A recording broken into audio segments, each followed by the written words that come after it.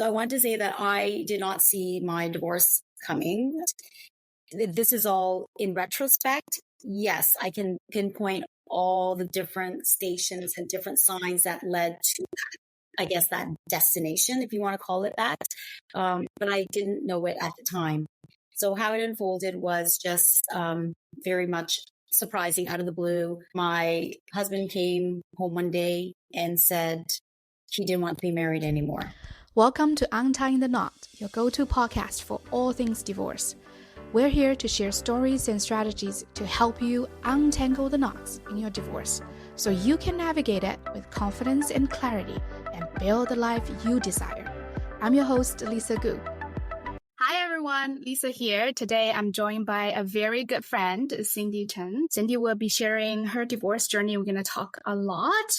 Before that, I want to introduce you to Cindy. So Cindy is a professor at Conestoga College School of Business in Kitchener, Ontario, Canada, where she shares her expertise in the insurance program and mentor the next generation of insurance industry leaders. Outside of the classroom, you'll find Cindy working out with her professional trainer because she believes a healthy body is key to healthy mind. She thrives on meeting new people and getting to know their stories, soaking up their wisdom, whether at a social gathering or professional networking events. She's also a proud single mom to two incredible young women. Her love for learning never stops, which is why she's embarking on a new journey next month to pursue a Master's of Education at the Queen's University. Exciting times. Hello, Cindy. Hello, thank you. Thank you so much for inviting me. Lovely background, which matches your dress. Cindy and I used to work at an insurance company a long time ago. We actually didn't work together. What connected us as our divorce journey. I shared a post on LinkedIn and Cindy reached out. So we reconnected just about less than a year ago and truly connected. Last year. Mm-hmm. Yes. Mm-hmm. And that was lovely. It was just the universe putting us together somehow. Mm-hmm. Absolutely. We will talk about that too, that our divorce journey is also an opportunity to open ourselves up to new possibilities and relationships. Tell us a little bit, how did your divorce unfold? Oh my goodness. How long were you married? And I feel like that is such a long story. This is what happens when I have been married, or I was married for almost 20 years. And I had known my ex-husband for nearly half my lifetime. So it was over 20 something years that we were together.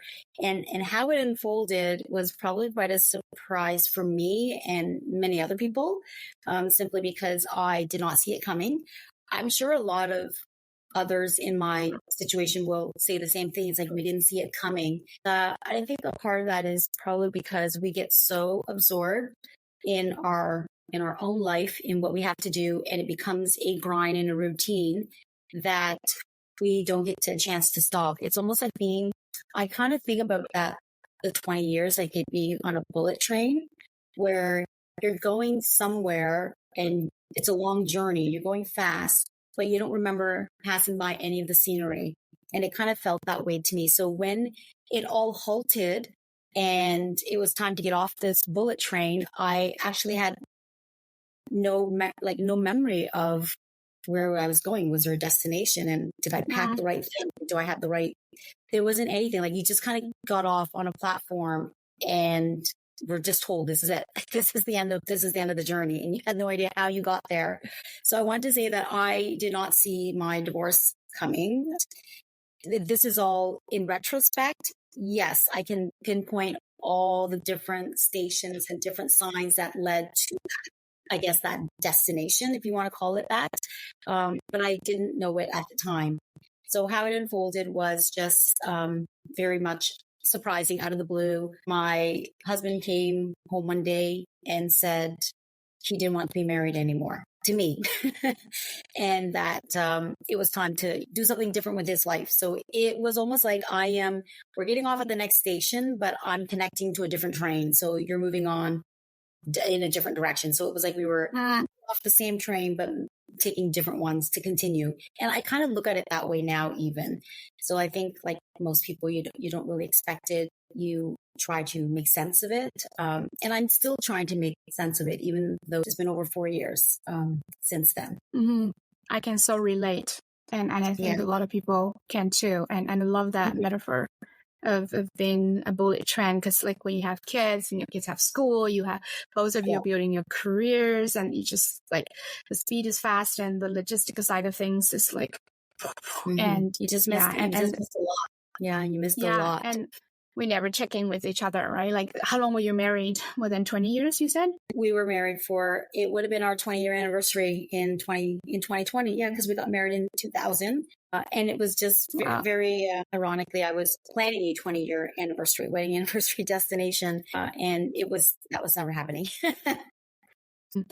So tell us about the shock factor, because I know I had a similar experience, and I thought we were on the same page. We were building this beautiful life. You know, we were welcoming our second daughter, and the vision I had of the next at least 2 years or 3 years clearly was different than him. Yeah. I had no clue, no idea until someone like he came to me and was like, I don't want to be married to you. And I was like, what? So, and that was, I think at first it was very, very shocking, because it wasn't as if there were signs leading up to it. And I felt that divorce was going to be, that was going to be the solution, that we would end up parting our ways. Very much like you, because I wasn't prepared for it. And maybe that was a part of the fact that I couldn't see outside of the peripheral, what I imagined our life was going to be like. And then I had always imagined that, is that we would grow old together, because our children were already turning into young adults, and we had been married for 20 years. So then I saw further, like for you, you said, I saw the next 2 years, what it would look like. I actually saw something further. For me, it was, we had already purchased our retirement property even. So we talked about a lot of long-term into our old age and retirement. So there was a lot of those plans. And then that really changed. So I think I wasn't prepared for that, because I had such a longer outlook. And it was almost like I already finished writing our story for us, right? And now I have to go back to change all of that. That's the choose your own adventure story. That was not going to be my adventure anymore, and nor was it going to be his.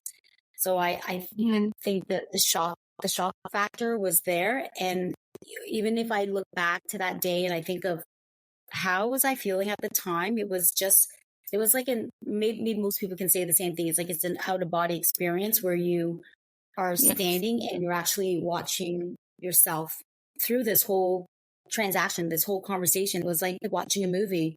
And I still look back at it to see it that way, as if I was watching a movie, because I don't think I was fully physically, mentally present there. Yeah. It's like, you want in your body, you came out of it, and a lot of that is introspection. Now looking at the time as well, right? You're adding your experience now. So after that shock, I know your story a little bit, and you were in corporate, and this happened, and COVID hit, a lot of things happened. My goodness, yeah. So if we're talking about 2020, everybody has a story, their own story for 2020. Most of it is swirling around COVID. And I think a lot of people like myself and yourself, we found ourselves in situations that were very pivotal and very impactful, big changes in that year, not just because of work from home or because we lost our job, but everything that you could think possibly could have collapsed or imploded and got swallowed up into a pit happened to me in 2020. Because in January of 2020, I had started my new job at a company. And when he came home a week later after I started this new job, he had announced that he wanted a divorce. And then within about a month after that announcement, we had already sold our family home. So our family home and my children's childhood home was already sold, and I was already moving. Within how long again? This was within the month, because I have to step back. So happened here is, and I haven't shared it, and this is all in retrospect, because at the moment I had no idea that he had already planned to have a divorce. He had already planned to leave me. I was the last person to know. He talked to, prior to telling me in the new year. So this was before Christmas, the last Christmas, he had already spoken to his whole family about leaving me. And he talked to everybody except, yes, that's right. So I should have been the first person to know, but I was the last person to know. Meanwhile, he was, packing his parachute, or I was kind of left in the dark. He had, in retrospect, he had convinced me to sell our family home because we were going to downsize. We had a vacation property already. That was our long-term retirement plan. And so I thought selling our family home was a part of that plan, but I think it was a part of his divorce. Mm-hmm. And even before then, he admitted that prior to announcing he wanted a divorce with me, he had already consulted 3 different divorce lawyers. So he had already researching. And I was very disappointed, and I was I felt very betrayed. And I think that's very normal, because if I've been your life partner for nearly half my life, like 20 years, something years of my life, right? I thought I deserved more in how you go about breaking up with me. I mean, I've had people in high school that broke up with me in much more classy ways than that. I absolutely, this was a low blow. And I thought, wow. And so that came crashing in. My job, COVID, having to sell the family home. If I had known. Yeah. And I think everything was just, I felt I was put into a very unfair, an unfair playing field, if you want to call it that. Even now when I talk about it, it still makes me very angry. So I still have that anger that was tied to that memory. And I think of how, why would you treat somebody that is, first of all, somebody that you've been with half your life and the mother of your children? I thought I deserved a better setup than that, maybe better support. And that was probably the naive part in me, thinking that when you're going through a divorce with that person, that they would be looking out for you. So a lot of it was just a very big shock, but it just also kept rippling. That shock just kept rippling for quite a bit. Yeah, when you go through the legal process and the injustice through all this, right? And talking about fair or not fair. And also ultimately is the disrespect aspect of it. Exactly. That's why when people who do not understand or did not know that that's how it ended for me, when they hear it from his side, they think that it's very amicable. I thought to myself, there's something amicable about driving your wife of 20 years, or somebody that you've been a partner with for 20 something years, to a dark parking lot and then announcing you didn't want to be married anymore. To me, that's just the worst way to be disrespected and the worst way to be treated. But nobody knows that. That was my experience that night. Nobody knows how he went about planning the whole thing. It was just very manipulative on his end. He wanted to see how it was going to unfold. He wanted to control the outcome. And I had no idea any of that, right? So when people say, oh, it's quite amicable, I see you guys get along, and he's such a great dad, and he does so much, and he's so supportive of you, and et cetera, it actually makes me angrier, even thinking about it right now, because I don't think he deserves that. I don't think he deserves people looking at him that way. I think it's a misrepresentation, and it really pisses me off. And that's okay. Right? This kind of emotion, it's okay. The awareness of us acknowledging that, oh wow, I'm still angry about this. Right? It's okay. And it's okay. To be honest, I know it sounds terrible. I think it was that anger that probably gave me the strength and the energy to do what I had to do, versus I love that. Versus the other way. Whether it's energy coming from anger or coming from love or coming from fear, it pushed me in a way that felt very positive for me at the time. And it wasn't because I was holding on to the bitterness. I think I was holding on to something that was challenging me, where I had no idea that I was going to get thrown out of an airplane and you've already packed your parachute. So I guess I'll make mine on the way down. I think it was, it really was. I think it was that where I thought, wow, this is great. Well, you know what? I can't just roll in and just take what you have given me. I need to build something and become better. And I think it was that better. And I think it was stronger. That anger. Yeah. I think it was that anger that was more challenging. It was like, oh, okay, I see. Challenge accepted. Well, I'm going to come out of this. I don't think it's going to be easy. But there was other things too. Like I had 2 children that depended on me. Yeah. And to me, it was like, okay, well, I need a home. I need to build all of this for us. And I think a lot of that was what really drove me to kind of continue with that. It still does in a way today when I think back. I can feel from your energy, and I love what you're saying is that so so that the emotions, we all have emotions. It's within our power to decide, are we channeling the emotions to something positive, or are we going to just like right, and let that emotions to be controlling us or directing us. So it's really within our power to do that. I love what you said is that he was already prepared, his parachute or everything, but you were knitting your parachute as you go, which is obviously challenging because you didn't know, you weren't prepared. But what a great attitude. You said, oh, challenge accepted, even though despite all the injustice or shock and betrayal on multiple levels, and I can tell, and still, like, what's the other way? What's the other option, right? It's how I see it. We have a lot of parallel in our stories, maybe a little bit different. My kids were younger. I was pregnant, but a similar story. I was checking in with my son. Actually, I'm digressing a little bit. I was like, oh, how are you doing? He was like, I think we're thriving, Mom. And he said, I'm really enjoying life. Just some background. My kids are with me, like you, 100% of the time, which can be challenging, a lot emotionally and also logistically. One thing I remember telling my son, who was 5, 6 at the time, because we were all baffled. We were like, oh my God, what's going on? Like, this is what's happening, right? When we were told, we didn't know what's going on, is that I told him, I remember I was like, hey, honey, I said, not only will we survive this, we will thrive. We'll be thriving. I think I didn't know how at the time, but that really stuck with him. Now almost, 4 years. Our timeline is also very similar. 4 years later, I think we are just hearing that, because I question sometimes, like, are we thriving? Are we?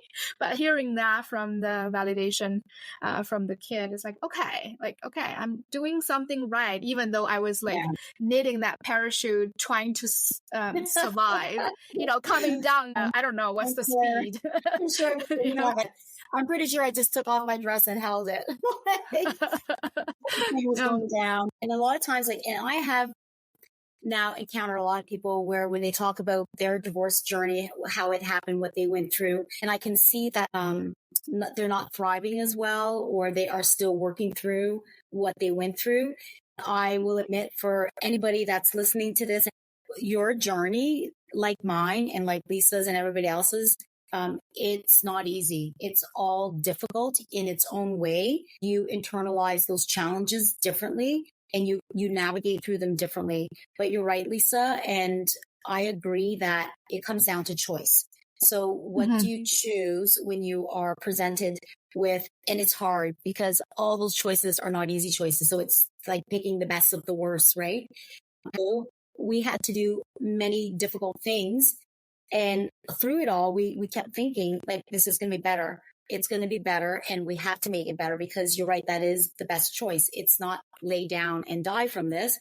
We have to keep going. There's other people that depend on us. That was the kind of energy that I was leaning on. I think that's what gave me strength, which was, for me, I thought, well, I felt like a complete loser, first of all, because I thought that I was put together enough to be able to keep my family together, keep my marriage together, keep all of that together. So when you are no longer going to be married and you're in a divorce situation, there's a sense of failure. I had to stop thinking about it as a failure. It took me a long time to tell my entire family about it, because when he explained that to me, that he wanted to be divorced, I had to process it for almost a week. before we decided together to tell the kids. And then before I could announce it to the rest of my family. And I have a huge extended family. And culturally, nobody in my family, I don't think anybody in my culture even divorces. They just put up with each other till death do us part. Also, another commonality, the Chinese background here. Right. Yeah, it's like, it's a shame, a lot of baggage attached to. I'm the first one in my family who got divorced, and I still haven't told my large extended family back in China, because it just even explaining the multitude of things is like, what? Yeah. Well, because people are always looking for, and they still do, people always want to look for a reason why the marriage didn't work out. Why? Yeah. It's like a lot of 5-year-olds asking you, but why? And I want to know too, because when he told me, yes, I want to know. Enlighten me, please. Why are we having a divorce? I remember specifically asking for that question was, okay, so you don't want to be married to me anymore. Why? How come? Explain to me. Give me some reasons, right? Because you start to internalize that you failed somewhere, that you're not good enough for them to want to stay with you anymore. Yeah, I'm not a good wife. Maybe, I didn't do A, B, C, D, E. I wasn't understanding, wasn't supporting. Exactly. I don't know. I wasn't there whenever he wanted sex. I don't know. Whatever that is, maybe I put too much effort on the kids and not enough on him. And you start to go ruminating and search questions, right? And search answers of like, why? Yeah. And this is where I also learned is that some people don't know what they want, but they're pretty clear with what they don't want. So the why is not because he was able to say to me, oh, because you didn't do A, B, C, and D. It wasn't any of that. It was his heart and his mind and his body didn't want to be in that marriage and that relationship. Did he explore that? Probably not. And that's, again, maybe because he's lacking that self-awareness. I don't know, but he didn't have an answer for why he didn't want to be married other than he was unhappy. And unhappy is just very vague, right? Yeah. Unhappy is a symptom of stuff, of A, B, C, and D, but he couldn't name any of that. So he couldn't give me an answer. To be honest, he didn't even answer me. He just shook his head. I thought, okay, well, maybe he doesn't want to talk about this. Maybe one day he will write me a letter or an email. And I have been waiting for that letter and email, and it's been over 4 years. Great point. So it's a lot of people I talk to, and myself as well, spend a lot of time, especially when there was an infidelity involved. And in my case, really cutting off with the kids, abandonment involved. Okay, look at my bookshelf here. I read so many, like one level was about affairs and one level was about family relationships. Anyways, so, and I read so much, and I was joining coaching groups myself as participants and just trying to figure out the answer until I realized, oh my God, Lisa, it's not your job to figure out why he made his choices. Exactly. And that was like, bam, okay, now I can focus on myself, and I need to. And that's where things really start to change. So was there a moment like this for you to be like, oh my God, like aha moments like this, or was it gradual? It was probably as soon as I started. When I asked him, that was the first person to ask that question, and he didn't give me an answer. I thought it was just maybe more a timing. He didn't know how to articulate it at the time, didn't want to talk about it yet, because again, I was being considerate, right? Where it really fell on me, and it was more of a realization, was after I had announced to my family, and I had to tell everybody at the same time. And this probably was not the best way to tell my family, but I wanted to make sure that everybody got the same message and everybody understood. I did a family email. I composed an email and I explained what is going on right now with my marriage, where we're at. And I remember in it saying that this was not the news that I wanted to share with the family, and this was not how I wanted to share it, but this is the best way that everybody will get the news at the same time. I mentioned that my ex-husband and I are going through a divorce process. This is all very surprising for me, and I am working through it. I don't have the answers to anything at this time. I just know that there are things that I need to take care of. So in my communication, I specifically said that I don't have the answers. And I also indicated that I don't feel that this is a failure like a reflection of a failure for either of us. I don't look at it as if my marriage or my relationship has failed. I had to look at it as if it's evolved, and the evolving of this relationship could mean that we go in separate paths, but we have evolved into individuals where we're no longer sharing the same path or the same goals or the same journey anymore. I don't know what it's going to look like, but I did say in my email that I wanted to take care of myself and my kids, and I'm going to continue to thrive. That I remember saying that.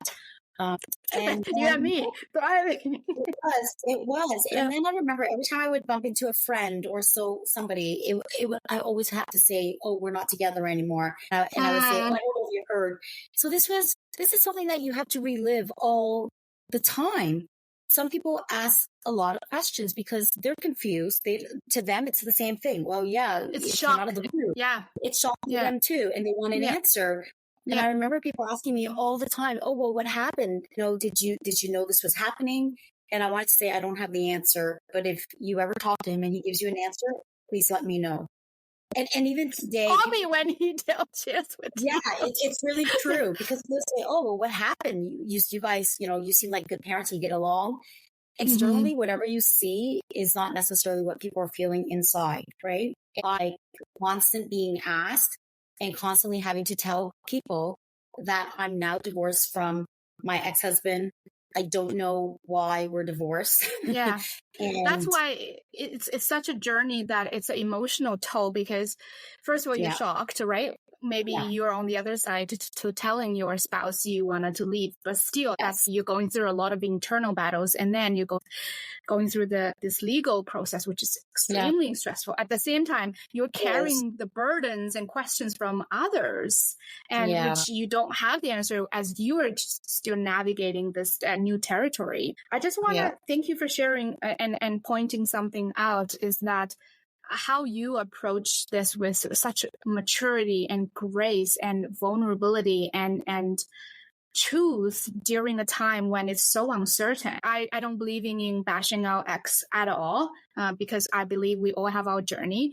But compared to how he approached it, and you really approached this, even though you were in such shock and with so much grace. I just want to point that out. And enough about him. Let's forget about him. So I want to ask how you went from in that space, right? Not doing well in your career, there was some shock there, and then this big change, a lot of changes during COVID, with all of the shocks to coming out of this divorce, going into a completely different career path, having your own consulting business, become a teacher and professor, and then just really, when we chatted, you're just this beam of light, and then I can feel it, right? How did you got yourself out of that dark place, and when you were jumping out of when you were dumped out of an when I got airplane in the so it's like out of here. What are some they thought, do you still have your parachute on? I will have to say, in 2020, you're right. So I started a new job and then sold my family home. And then COVID happened a couple months after I started my new job. And then a couple months after that, I got fired from my new job. Sold my second home. Yeah. So in 2020, I could have dumped that into the garbage and redid that entire year, because I can't imagine anything else I could have got dumped on me that year. And you're right. Like, how do we get through this? Because every time it was like, oh gosh, the divorce. Oh my gosh, it's COVID. Now we're all locked down. Oh my goodness, you got fired from your job too. Now you're selling your house and other homes. In the span of 18 months, I moved 3 times. And remember how I said it felt like I was watching a movie? Every time something drastic like that happened, it was like watching a movie. I was outside of my body.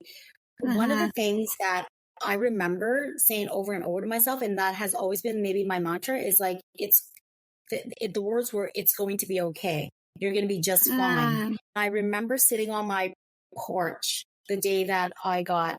So being divorced and moving, that whole process, it can be numbing and distracting because you're so busy packing and everything else. Logistically. Yeah, but then being fired and coming home, and Uh-huh. this was during COVID, sitting on my porch outside. I hadn't even told my kids yet, and I'm sitting there, and I remember I kept saying to myself, "You're gonna be okay." In a way, I didn't have that same fear that I had before.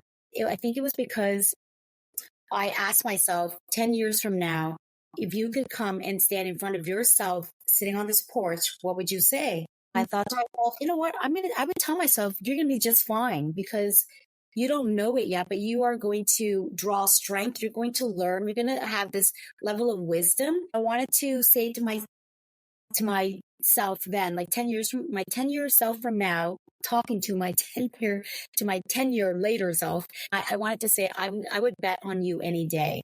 When I told myself that I would always bet on myself, that's where I knew I had to win for myself because I was betting on myself. And that meant that I believed in myself. So that's what I told myself on the porch. This is out of body experience. I know it sounds like very weirdly spiritual, but it was. It was, you're going to be fine. And I would bet on you any day. And you know what? When I reflect back, I don't really count my laurels, or I don't look at this as accomplishing, awards and trophies. I think of the things that were important to me, how I wanted to have results. So I saw I envisioned my results, and I worked backwards on how I could get there. The most important thing for me was looking after myself and my kids and rebuilding our home again. That's all I focused on.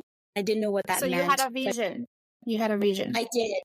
And my vision also required me to have no fear. And I know that sounds unrealistic. Like we always have some type of fear. I had a lot of fear, but I still had to brave through it. So for me, it was really, I ended up buying a house, or not even buying a house. I ended up buying an empty piece of land, believe it or not. I envisioned on that land what my house was going to look like. I worked with a custom builder to build my house and how I was going to live in it with my kids. That's what I envisioned. When I thought about getting a job, because I had lost my job, I thought, okay, I'm going to have to start applying. Like I went back to doing and wanted to do what I always did because I was comfortable with it, but I didn't feel happy about doing it. So this is where things started to change for me. Things that I would have done before because I was married, I stopped doing. Not out of spite, but because it wasn't working for me. Yeah. Yeah. And if it doesn't work for you, why you keep doing the same thing? So a divorce can really be a catalyst of big changes and to really pursue what you want, what you always desired and never did. Take some risk, try a different career, or just doing things for you. It's a game changer. I think maybe the building a home from a flat piece of land to this house that I have now, which is actually a home with heart and love, has been like a metaphoric journey for me. Now, when I see that I was able to do that, there's nothing stopping me from wanting to build anything, even if it started with a flat piece of land. I built my business and my whole consulting gig work. I built it around that as well, knowing that, hey, I could do really well or not do really well, but I'm going to be okay because I'm always going to bet on myself. I love that. I'm always going to bet on myself, and the concept of a home. I think when divorce happened, and for myself too, the question is, where is home? Where is home? As I work with my clients on their journey, and this journey is really your homecoming. You are making that happen yourself with a vision, with some goals, with some clarity. You don't always get that right away, but it's so important if you wanted to not get stuck in that just merely surviving space, and you have to take some risks, so to speak, calculated risks. And I love that. Thank you for sharing. We talked about logistic side of things and envisioning self, actually two key aspects. What about mental well-being? Because now, and people are going to say, oh, it's easy for you to say, I just made that decision, but it can be easy when you got let go from your job. That's hard on our sense of self, right? to some degree got let go from your marriage, and then and on top of that, like, you are fired from our marriage. Thank you very much. And there is no this compensation as well. You have to pay lawyers to deal with that. On top of that, you have to sell your matrimonial home, right? Your second home you were going to retire into. I think most importantly is that vision you had for your next 20, 30 years, because your kids were growing up, right? You were about to downsize, really relaxing to this life, and didn't happen. Tell me about the mental shift, mental well-being. How did you get yourself from that place of maybe depression or shock to this place of I'm betting on myself? Yeah. I think for me, and I'm trying to reflect back on that as well too, there was probably moments where I would, and I think this is normal. I mean, you have those moments where you're very happy with your progress in what you're working towards. And those other moments where it feels really hard and you start to feel bitter because you're like, why am I in this now? Right. Like and a lot of the bitterness came around the fact that why am I putting together a parachute as I'm like being ejected out of the airplane? Like, how come I didn't have a better advantage? Right. When the bitterness was set in, sometimes it was more like, wow, he had such a great plan. He already knew what he wanted. He already prepared. He already had plan B, C, D, E, and I had none of that. I just felt really unsteady. And so then it felt harder and harder. And you're right. Those were the moments where it, like, mentally to try and push through that, it was really tough because you just want to hang on to that bitterness. And where it wasn't serving me was it affected my relationship with my kids. Because I'm here busy trying to build an empire, build my capital. I lost sight of the fact that I also needed to rebuild my children, their souls, their heart. Yeah. And I thought like building a home was the most important. We just try to get back to, because we had a house before, let's get back into a house, right? Thought that all of the, in my mind, I just thought if I just replace everything that was pulled away from us, that we would be okay again. But I had to stop and realize that my children were experiencing the divorce and the breakup of the family. They were experiencing it differently, with different emotions, with different fears. I didn't take the time to acknowledge that. So I do commend you when you talk about how much you're spending time with your kids, working through that and recognizing and acknowledging their emotions and their journey, which was something I didn't have time to do. And so not at the very beginning, though. Not at the beginning. No. So I just wanted to jump in. Thank you for sharing that.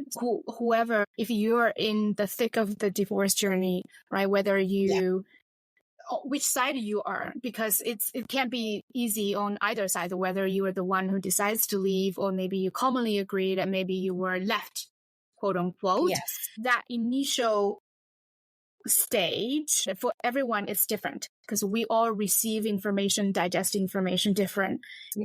I didn't have any capacity to really pay attention to my son's well-being at the time I was pregnant. Right? For me, it's even long after having a newborn, the sleepless nights, just like getting into that routine. I would say for me, it was a year and a half maybe, and while I was still dealing with the divorce things. And it's okay when you're in that state. You can't be 100% tendering everyone because you need to feel safe with yourself. You need to find your safety net somehow. Yes. You need to grapple on something, whatever that is, and it's okay. Your kids will be okay. As me too, because I was like, my top priority is keeping the kids in matrimonial home. I was like fighting so hard on that and trying to fill this void of like, oh my God, we can't lose more. Right? We've already lost so much. So it's totally okay that you're not tendering everything. It's something I wanted to put it out there because you have to put the oxygen mask on yourself first before you can help your kids. Yeah. And I think that's what I was doing. And you're right. You're one person trying to do so much and trying to keep everything together. And at the same time, the way that I look at it is like, okay, so if you're somebody that showed up and announced that he didn't want to be a part of this anymore, he just leaves. So I'm left with, when you pull apart the family like that, I'm left with pulling it back together. You pull apart who I am, and I'm no longer identified as your wife, your relationship, and that is pulled apart, and you have to rebuild that again. Your children are absolutely affected by it emotionally and in many different ways, right? That got pulled apart, and you kind of put that back together again. My relationship with my children just got so strained that again got ripped apart, and I had to rebuild that. So everything had to be rebuilt, and you're trying to rebuild too many things at the same time. At the same time. Yeah. Yes. Yeah. So this is, if we're using that airplane metaphor, you are trying to put together every single airplane part while putting together parachutes for you and everybody else that's falling out of the plane. It was maddening, and I don't even know how I sustained it. I only saw myself going through it, but probably about a couple years later, I was gaining perspective from other people that watched me in this mess, navigating it, and the way that they projected it. They saw a lot of people felt bad for me, which I had no idea they did. A lot of people thought she was working so hard, which I didn't feel like I was because I was in it at the time. Everybody kind of thought, wow, she's not enjoying her life. She's just working so hard. She's building everything. They were concerned for me. I had no idea I was projecting that, and that they were seeing this in me. Meanwhile, I thought I was thriving. One of the things that I really hung on to was the sense of freedom that I got by being a single person making single decisions. I don't know how to express it other than there's a word called liberosis, and it's just this sense of being untethered. You're not locked down by anything, and you're your own boss. And that was the best feeling ever when I started to acknowledge that from this day forth, decisions that I make are all going to be because it's what I want. So how do I want to see my life play out? What do I want to do? And I would test out some things. Like one day I decided to have popcorn for dinner. Liberation. Who cares? Yeah, it was. The one day I decided, I was like, you know what? I don't have to cook for anybody. You know what I want for dinner? I'm going to have a bag of popcorn, and that's enough. I know it sounds so bizarre, but it was testing these small senses of baby freedom. Steps, sense of self too. Who is going to come and tell me I can't have popcorn for dinner, right? Who? Yeah. No one. Yeah. I'm my own boss, right? And so when it started with that decision on popcorn, it kind of moved to, I don't have to go back to working for a corporate if I don't want to. Maybe I don't need to work. Maybe I will think about what I want to be when I grow up. Maybe I'll take the whole summer off. And no one was there to tell me no. I didn't have a spouse that was there to put pressure on me to make a decision based on what they wanted. And that was very liberating. I love that you talk about this going through divorce, coupled with all of the other losses, your houses, your bank account, right? Your parenting relationship comes with this loss of identity because it's always John and Mary, right? Together, right? I am someone's wife, right? Yes. And that identity got just broken down, whether you want it or not. Yeah. Oh my gosh. But it's also a phenomenal opportunity for us to find ourselves again without all that attachment, without an employee in your case, right? Someone's wife or a BCDE or a wife who always have a delicious meal prepared when her husband walks into the door, whatever. And that is, it's a precious opportunity because for any healthy and thriving intimate relationship, we have to know who we are first before we can build that intimate partnership together. There is so much power coming from that. And even just time being with myself, right? At the beginning, you don't get used to because it's like, I remember when I went to the grocery store, even when he moved out, very shortly after he announced, I don't want to be married anymore. I still would see items. I was like, he would like that. It's a habit. I would buy that. It took me a long time to like, I do not like that food. My kids don't eat that. I do not have to buy that. Like small things, all of your pattern, behavior, right? Like you always think about the other person. It took some time, but once you do that, and then now I have all this space, like I don't have to plan, I can make all the decisions just by myself, where to travel, what to do, the kids' schedule, but also how do I spend my morning? If I wanted to meditate, journal, I have no one bothers me at the nighttime as well. And there is so much freedom and liberation and power in that. Yeah. But a lot of people I found is that there is so much fear of being alone. Yeah, because at the same time. Yes. Yeah, at the same time, clients tell me that I never felt so alone in my marriage. Wow, think about it, how contradictory we can be. So the work is always finding out who you are and the life you want to live first. And then to see, can the other party complement or align with that? So I went a little bit on that, just the beauty and power through this journey. I'm not trying to beautify, divorce is like empowering and great. I mean, of course it's tough, but again, I think back to our beginning to say, you can make a choice. Your choice is not to control how the other person behave, how the other person love or not love you, how they leave the marriage, right? With grace or maturity, or acting, to be honest, like a giant baby or a big ass sometimes, and pardon my language, but we can control how we behave and how we respond, and the work we wanted to do on ourselves. I mean, it is a journey. The journey is very difficult to navigate, and it's challenging. You do have your ups and downs. It's not a smooth ride, but where you are empowered is you have the ability to choose how you're going to go through it. Where you're also empowered is that you actually have a lot of freedom, again, to make that choice and that decision. You're right. When it comes to being in a relationship or not being in a relationship, people fear the same thing, whether they are married or single, is that we fear being alone, right? Being alone because we don't have anything concrete to identify with. And so, like you said, when you're in a relationship, I am so-and-so's partner, girlfriend, wife, right? When you are working for an organization, this is the company I work for. Whenever you ask a person, tell me about yourself, they always tell you where they work. What is your occupation? I got so stuck on that in summer after I got divorced, and then I was fired. And I remember bumping into somebody on a walk during COVID, and it was in the neighborhood, and they said, are you new in this neighborhood? So we chatted a little bit, social distance chatting. And it was nice to see another human being. He asked me, he said, so what do you do? So what do you do? I'm my own boss. I was stumped because I thought to myself, I used to be able to tell people what to do. If honestly, I answered honestly and I said, I'm actually not doing anything right now. Which sounded so boring. I thought to myself, this is so boring. Like, how can you not be doing anything right now?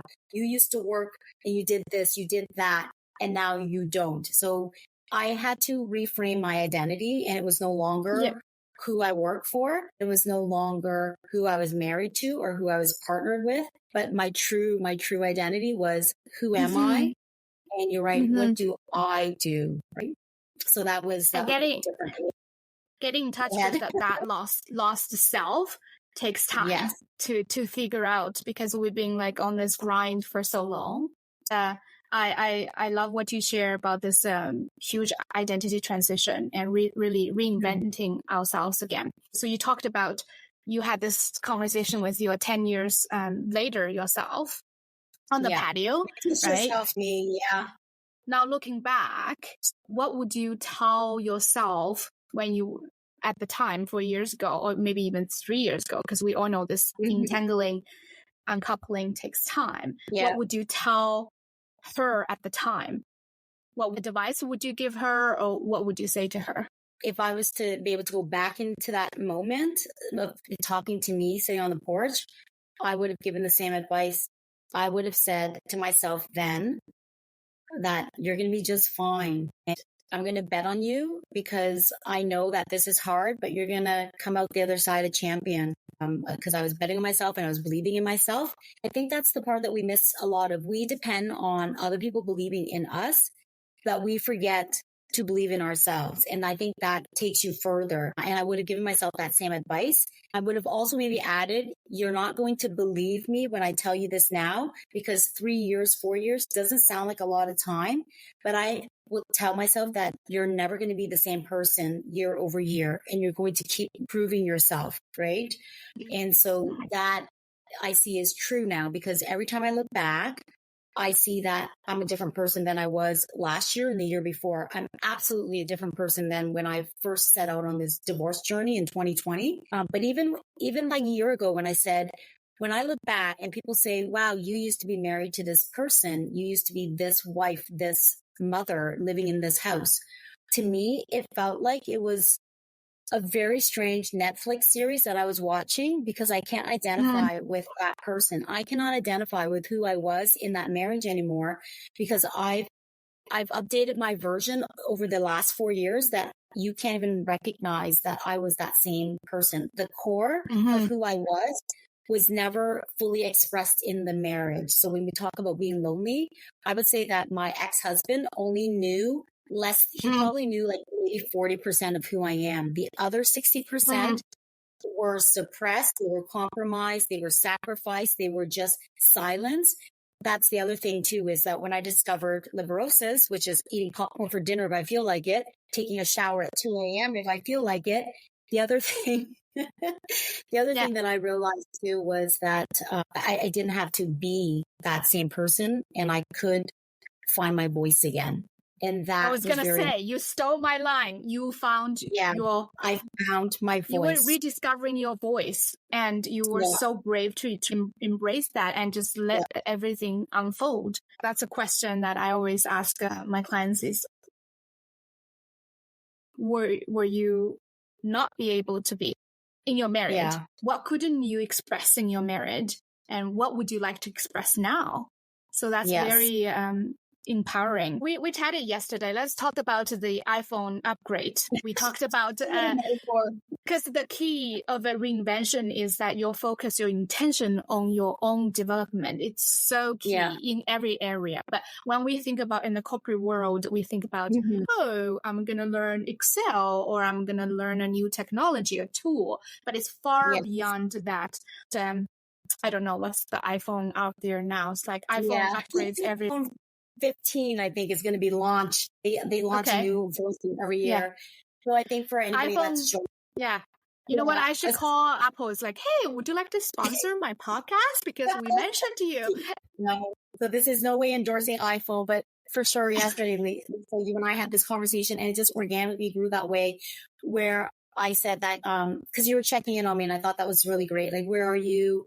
And it forces me to actually sit down and reflect, right? Because we get so busy that we don't stop to think about what it is that we're going through. And I don't want to be in that rut. So I'm thankful for friends that remind me and check in on me, because then I stop and I think there are things that I want to accomplish. There are goals that I want. I don't want to forget about them. I don't want to be stuck in a marriage to myself where I don't do things that bring out the best in me. And one of the metaphors that I mentioned was, my goodness, like we are so locked into updating everything. When my laptop tells me that I have a software update, oh my goodness, I'm updating it, because heaven forbid that I can't get into Zoom meeting next time because I didn't update.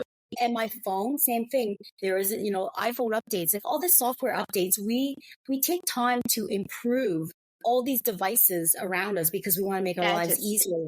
Yeah, gadgets. But we don't think about updating our version, right? But that's why I made a joke where I said, Lisa, I know that I'm embarking on more changes, and I know that by the end of this year, I'm going to be very different than when I started off in January 2024. And even now, Cindy 5.0. Yeah. So I said, it would be 5 years since I was divorced. I believe every single year I get a different version of myself, because I want to evolve and I want to keep changing and be better. I have goals. Every year I'm launching a new version of myself now. And I don't want people to give up on that. You're always excited for the next iPhone version to come out, but I want people to be excited for the next version of you coming out, right? So for me, I am working towards my release in 2025. So it will be 5.0. Right now, I think it's 1.6. I'm halfway through this year, but I will be reaching that, and I embrace it. I don't have the same. Thank you for sharing that. We're in such a disposable culture, right? So, oh my God, there's a new iPhone. Like we go purchase that, or I have kids, right? They are always in this like new shining things.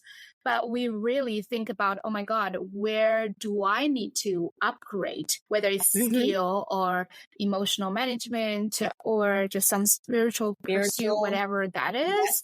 It's so important, or maybe physical, right? And going to the gym, you don't have to. I'm just saying that's the only way, is because we are a holistic being. And if we want to reinvent ourselves, a new identity, we have to look at ourselves from different aspects, right? Financial management as well. In my coaching program, we actually this month, we're focusing on that. So many people don't. And because a lot of our fear and stress actually comes from money and whether we want to face it or not. Thank you for saying that. So everyone start to upgrade your software and hardware of yourself. We've been chatting a lot. I have a last question. Let's talk about love. How did this divorce journey impact your perception or perspective about love? Okay. Well, I have not been, when we talk about divorce, people usually get very bitter. They get very jaded and they're like, oh my goodness, I don't believe in love anymore. What I discovered, and I don't really label love the same way. So I see that love comes in variations, and how we can love, whether it's loving your family members, your friends, loving a partner, a husband, boyfriend.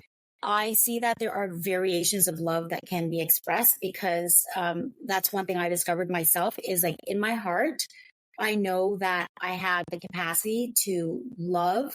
And I have gone through a broken heart with the divorce. And I have gone through a broken heart with having the strain of the relationship with my children. I've gone through broken heart of friends and other family members that just disappear and move out of your life because of the divorce. It impacts other people in different ways too. But it hasn't changed. So I know that my heart is always bursting with love. And this is something that I also thought that for myself, it was a choice, and not everybody wants to choose that. I was not interested in getting into a relationship anytime soon after my divorce.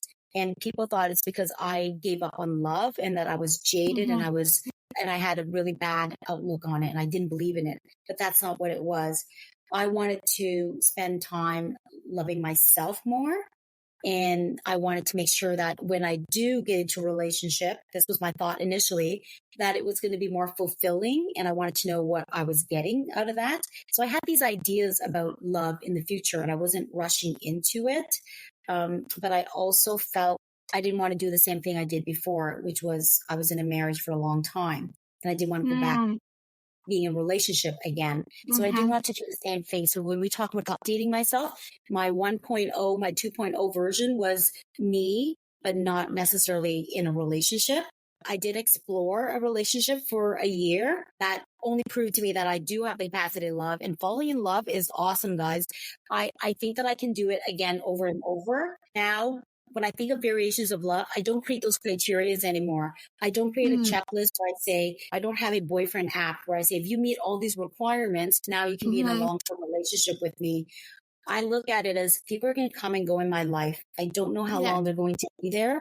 I don't know how much time I have to love them, but I'll be thankful that when people come into my life and they bring love, no matter what that time span looks like, I will look at it as a gift, and some gifts I just don't question. So that's where I sit with that topic. I love it. I can totally relate. It's the how multidimensional love can be. One is two is when you get in touch with yourself, you're surprised your capacity to love is so vast. I mean, I'm not talking just about intimate relationship love, but to everyone around you, your kids, and it's crazy. Last point is that, again, we have so much fear of being alone, right? And when you get out of a relationship, there is this desire or inclination. Oh my God, if I go be with someone else, things would be better,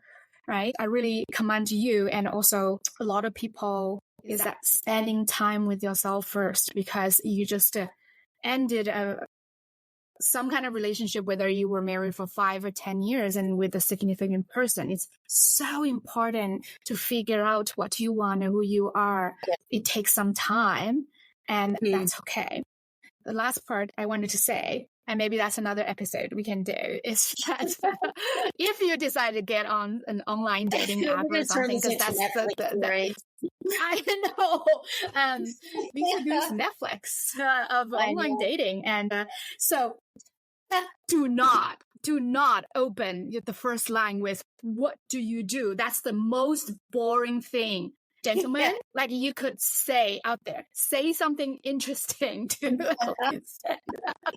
let's stop being boring. Joking aside, oh my God, online dating, that's like definitely another episode. Before we wrap up, is there anything that I didn't ask but you feel like it's so important to share, whether it's any suggestions to people who are in the thick of it, or maybe they've finished their legal process of the divorce but still don't feel like they are themselves yet? They're still navigating that. Any advice or suggestion or just thoughts to share? Something that I've learned going through this is that many people will want to help you solve your problem. People that care about you, people that see you struggling, they want to solve your problem. And for you, it's your own personal journey. People can be there to lend support and people can be there to lend ideas. But I don't, we should ever feel pressure to listen to advice. We should ever feel pressure to not acknowledge the feelings that we have. For example, the toxic positivity that people will try to inject because they're trying to be helpful. When you're feeling down, valid. Allow yourself those moments to acknowledge it. I can say that there is no playbook for this. There's no book that's going to help you get through this other than yourself. In those moments, give yourself permission to feel sadness, bitterness, anger, happiness, fear. Give yourself permission to be all of that. And don't deny yourself that, because this is your journey and you will go through it and come through it very different than anyone else. Yeah, your journey will be different and only you know it. And it's your internal experience that matters, not external reflection or whatever. I really love that. Also, it's a time if you can get some external support who are not connected with you somehow, some mutual support, whether it's a coach or counselor. It's so it can be so helpful because you want someone who are detached from everything, right? And especially if you're someone who's been through this journey. But self-love. Yes, I was going to say, people will laugh about how much I love myself, and this is why it's hard to be in a relationship with me, I think, because you're competing with me. And I love myself too much, and I take care of myself to the point where if we talk about my personal trainer for my body, I have my own therapist for my mind, and I go through a lot of things spiritually, and I learn from people philosophy-wise. So I can gain you wisdom that way, and I love it. I embrace all of those moments. And it was okay to not always be perfect. I remember people telling me, "Oh, cheer up. You cheer up." Like, how do I cheer up? Is there a way to cheer up? And another thing that I hear a lot of my clients, family and friends is like, "Oh my God, it's been X amount of years. Like, you should be okay now. Like, just get over it." Or, "Oh my, he's already married," or whatever that is. I know. What I always say to encourage these people is like, it's your healing journey. And no one can rush you and give you advice and to tell you when to be okay. These people, like we need to set some boundaries to be like, no, thank you.